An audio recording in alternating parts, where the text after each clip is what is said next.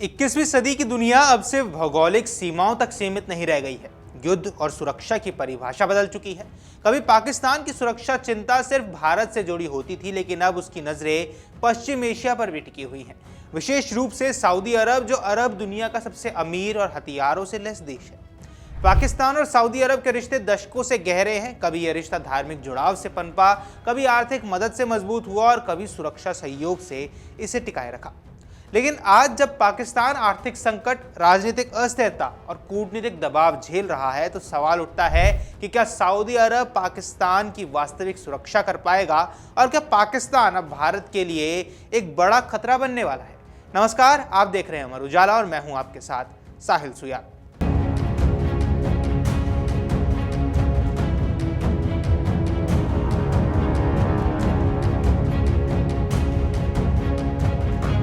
सबसे पहले सऊदी पाकिस्तान रिश्ते के बारे में जान लेते हैं। पहले से अब तक पाकिस्तान खुद को हमेशा मुस्लिम उम्मा का नेता मानता आया है। सऊदी अरब इस्लामिक दुनिया का आध्यात्मिक केंद्र है। मक्का और मदीना इसकी पहचान है। इस लिहाज से पाकिस्तान और सऊदी का रिश्ता धार्मिक जुड़ाव पर भी खड़ा है। 1970 के दशक में जब पाकिस्तान ने परमाणु हथियारों पर काम शुरू किया, तो माना जाता है कि सऊदी अरब ने उसे आर्थिक मदद भी दी थी ताकि इस्लामी बम की नींव रखी जा सके। रक्षा सहयोग की बात करें तो 1960 के दशक से हजारों पाकिस्तानी सैनिक और सैन्य सलाहकार सऊदी अरब में तैनात रहे।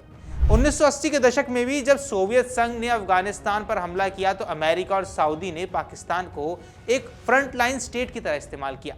फिर 2015 में यमन युद्ध के दौरान भी पाकिस्तान को सऊदी में अपने गठबंधन सेना में शामिल करने की कोशिश की। हालांकि पाकिस्तान संसद ने विदेशी युद्ध में सीधे शामिल होने से इनकार कर दिया था। आर्थिक सहारे की बात की जाए तो बार बार जब पाकिस्तान आर्थिक संकट में फंसा, सऊदी अरब ने कर्ज, तेल और डॉलर रिजर्व के जरिए मदद की है। हाल ही में सऊदी अरब ने पाकिस्तान को अरबों डॉलर का सहायता पैकेज यानी राहत पैकेज भी दिया था।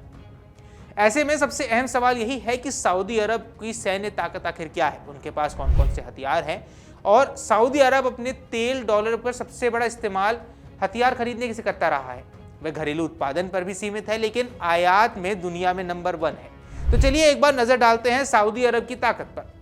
अब सऊदी के पास 300 से ज्यादा फाइटर जेट, जिनमें 81 F-15 ऐसे, 72 euro fighter typhoon, 81 tornado IDS, 12 Apache AH-64 attack helicopters और 50 से ज्यादा ट्रांसपोर्ट हेलीकॉप्टर्स, 1000 से ज्यादा surface to air missile Patriot और थार्ड जैसे सिस्टम मौजूद हैं और एयर डिफेंस सिस्टम, जिनकी कुल एयरक्राफ्ट 1106 हैं, जिनमें से 349 फाइटर्स और इंटरसेप्टर मौजूद है। आइए बारी बारी जान लेते हैं इनके बारे में। सबसे पहले वायुसेना की बात कर लेते हैं। तो इसमें F-15 ऐसे और F-15 ईगल, जो कि अमेरिका से लिया गया है, ये लंबी दूरी और भारी पुलेट ले जाने की क्षमता रखता है। यूरोफाइटर टाइफून, जो कि ब्रिटेन और यूरोप से लिया गया है, ये मल्टी रोल जेट जो डॉग फाइट और प्रिसीजन स्ट्राइक दोनों कर सकता है।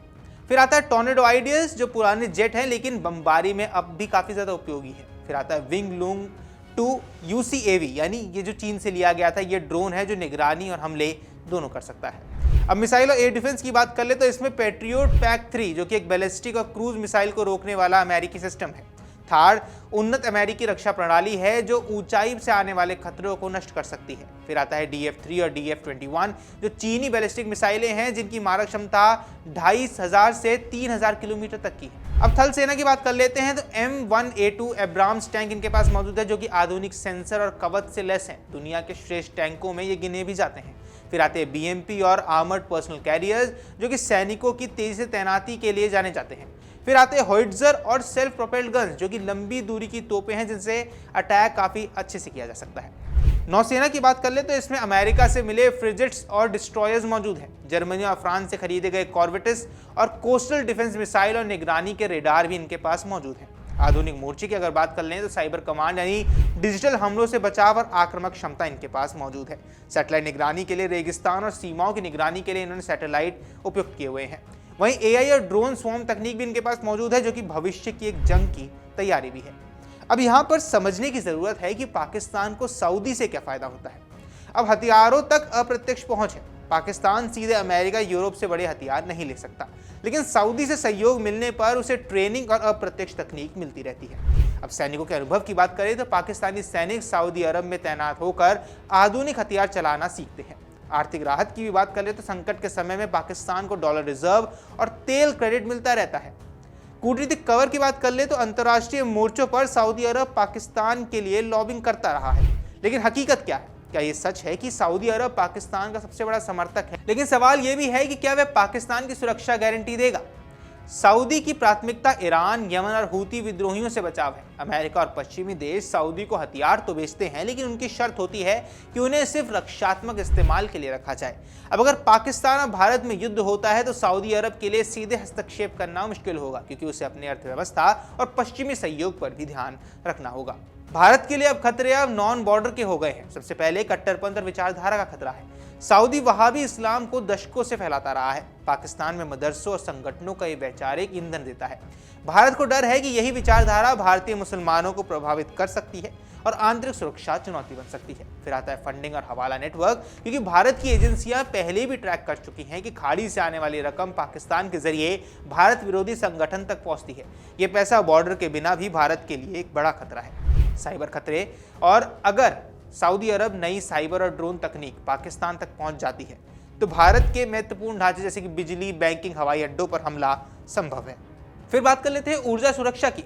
भारत अपनी तेल जरूरतों का लगभग 20% हिस्सा सऊदी अरब से लाता है। अगर सऊदी पाक गठजोड़ गहरा होता है तो ऊर्जा डिप्लोमेसी में भारत पर दबाव डाला जा सकता है। कूटनीतिक मोर्चे की बात कर ले तो भारत पश्चिम एशिया में यूएई, कतर और इजराइल से रिश्ते मजबूत करना चाहता है, लेकिन अगर सऊदी खुलकर पाकिस्तान के पक्ष में आया तो भारत की रणनीति को झटका जरूर लग सकता है। सऊदी अरब निसंदेह आधुनिक हथियारों से लैस है और उसका पाकिस्तान से गहरा रिश्ता भी है, लेकिन ये मान लेना कि वह पाकिस्तान की सुरक्षा की पूरी जिम्मेदारी ले लेगा हकीकत से काफी दूर है। उसकी प्राथमिकता उसकी खुद की सुरक्षा है और अमेरिका से संबंध। भारत के लिए खतरा सिर्फ बॉर्डर तक सीमित नहीं है। कट्टरपंथ, फंडिंग नेटवर्क, साइबर खतरे और ऊर्जा निर्भरता, ये सब नई सुरक्षा चुनौतियां हैं। इसलिए भारत को अपनी रणनीति को सिर्फ एलओसी और सीमा तक नहीं बल्कि वैश्विक स्तर की सुरक्षा दृष्टि से भी अब देखना होगा।